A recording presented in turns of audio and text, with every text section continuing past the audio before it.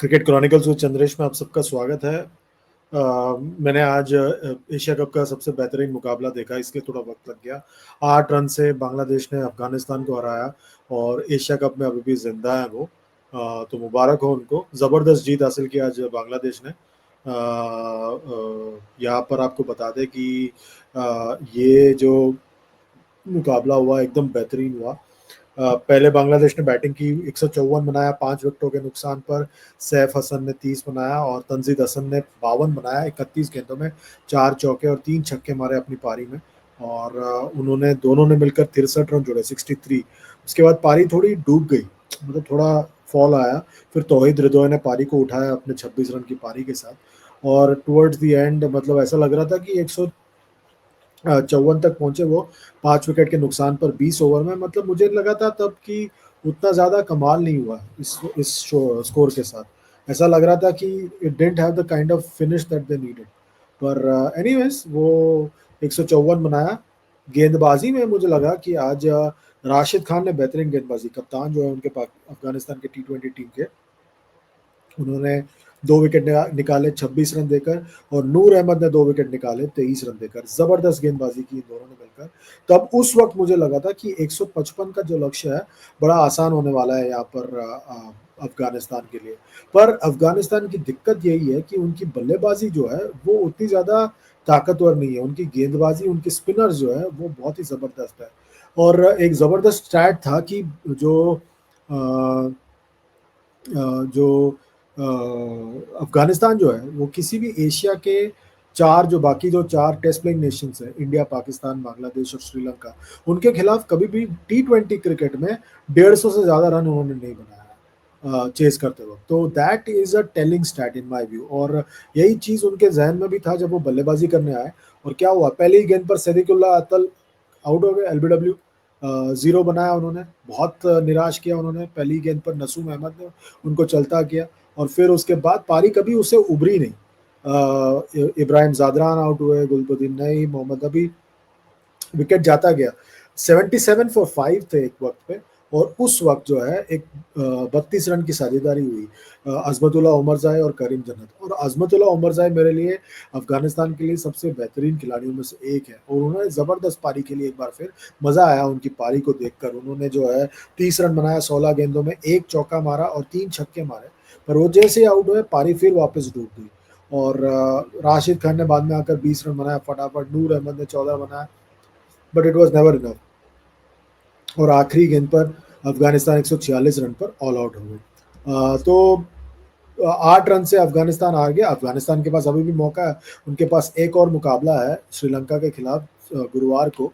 तो तब वो खेलेंगे उस मुकाबले में। और उस मुकाबले के बाद पता चलेगा कि आखिर कौन पहुंचेगा सुपर 4 स्टेज में। क्योंकि इस वक्त श्रीलंका और बांग्लादेश दोनों 4 पॉइंट पर हैं। बांग्लादेश के 3 मुकाबले हो चुके हैं। श्रीलंका के जो है अब का आखिरी मुकाबला परसों है।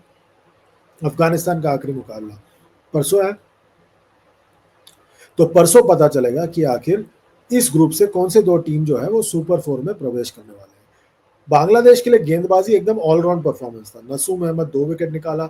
टास्किन थोड़ा महंगे साबित हुए, 2 विकेट निकाला 34 रन देकर। मुस्तफिजुर ने जबरदस्त गेंदबाजी की, 3 विकेट निकाला, 2 विकेट निकाला। रिशाद हुसैन ने, मुझे बहुत अच्छा लगा ये लेग स्पिनर, फिर एक बार बहुत अच्छी गेंदबाजी की उन्होंने। मजा आया उनकी गेंदबाजी को देखकर। और आई थिंक दैट ये जो है आगे जाकर वाइड बॉल क्रिकेट में बांग्लादेश के लिए बहुत इंपॉर्टेंट एक किरदार बन सकता है। तो जबरदस्त जीत बांग्लादेश के लिए। वो अभी भी जिंदा है। And I think that that is a very very good thing for this group. अगर आज बांग्लादेश हार जाता है तो फिर आने वाले मैच, परसों वाला जो मैच होता है वो मीनिंगलेस हो जाता है। तो I think fantastic win for Bangladesh and fantastic win for the tournament, best game of the tournament in my view. तो I think that that is thing that we should remember going ahead, कि ये सबसे बेहतरीन मुकाबला था इस tournament का। और ये टूर्नामेंट को इसी तरह का एक गेम की जरूरत थी, क्योंकि अब तक बहुत सारे वन साइडेड मुकाबले हो गए थे और ये मुकाबला आखिर तक जा रहा था। And I like that about this particular contest. जबरदस्त मुकाबला, मुझे मजा आया। और अफगानिस्तान का जो रिएक्शन था वो देखकर और भी अच्छा लगा, because they were passionate about this particular contest. मजा आया। वो भी देखकर उनके प्रदर्शन में। और तो ये टूर्नामेंट अब कल यानी बुधवार को मुझे देखना है कि वो क्या होने वाला है इस मुकाबले में, पाकिस्तान और यूएई। मैं आपको बता दूं, पाकिस्तान ये मुकाबला खेलेगा, कोई बॉयकॉट वॉयकॉट नहीं होने वाला है।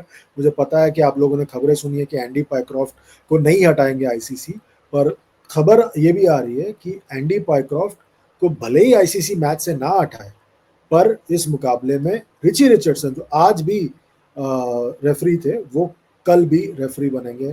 तो I think that is a half a solution so that this match continues and the tournament goes ahead. Pakistan कभी भी टूर्नामेंट से बाहर नहीं होने वाला। Pakistan we are never going to pull out from the tournament. ये सब गीदड़ बपकियां थी, कुछ नहीं होने वाला था। तो I think that this is always going to be the case where Pakistan would have continued to be the team that will play in the tournament। ऐसा कुछ नहीं होने वाला था। वो सिर्फ मतलब अपने पब्लिक के लिए उन्होंने एक पोजीशन लिया था कि हम जो है बॉयकॉट करेंगे, ऐसा कुछ नहीं होने वाला था। अब आईसीसी ने भी उनकी लाज बचा ली कुछ हद तक और कहा कि ठीक है चलो यार, रिची रिचर्डसन आप कर लो यार, और एक मैच कल भी कर लो, पाइक्रॉफ्ट आप परसों वाला मैच कर लो, श्रीलंका अफगानिस्तान वाला मैच। तो पाइक्रॉफ्ट कल का मैच नहीं करेंगे, रिची रिचर्डसन करेंगे वो मुकाबला रेफरी, और that's how the tournament will continue. But एक बात है, मैं एक बात कहना चाहूंगा मोहम्मद यूसुफ से। भाई साहब, आपने जो शब्द इस्तेमाल किए भारत के कप्तान के लिए, सूर्य कुमार यादव के लिए, it was absolutely despicable, pathetic. Mister Mohammad Yusuf, आपको अगर लगता है कि आप बहुत तेज हैं, उस तरह का शब्द इस्तेमाल करके हमारे कप्तान का नाम खराब करके उसको एक गाली के तौर पर आपने उसका इस्तेमाल किया, despicable, pathetic, and I am absolutely मतलब disappointed with the way you approach this.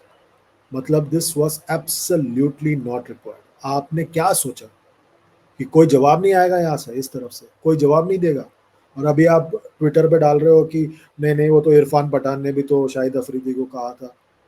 क्या कहा था? क्या कहा था उन्होंने?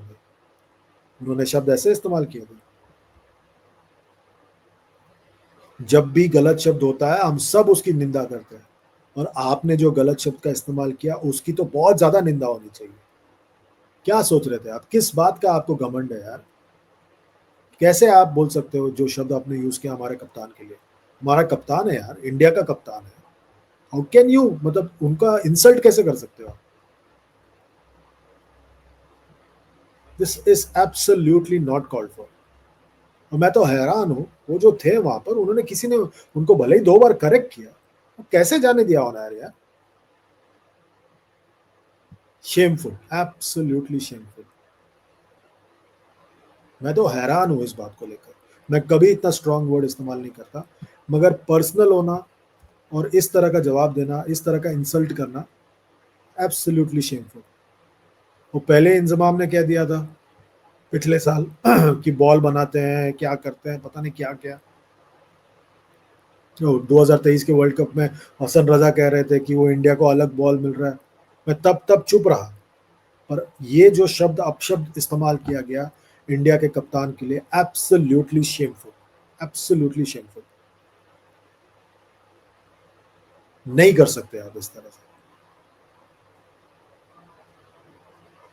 क्या किसी फॉर्मर क्रिकेटर ने इंडिया से इस तरह का शब्द इस्तेमाल किया है?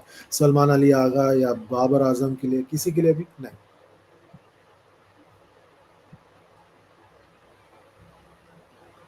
मतलब क्या करके रखा है? एब्सोल्युटली। मतलब मैं तो मतलब how can you do that यार? एक टीम का कप्तान है सूर्य कुमार यादव, उसके लिए उसके नाम का आप इस तरह से आप गलत इस्तेमाल कर रहे हो।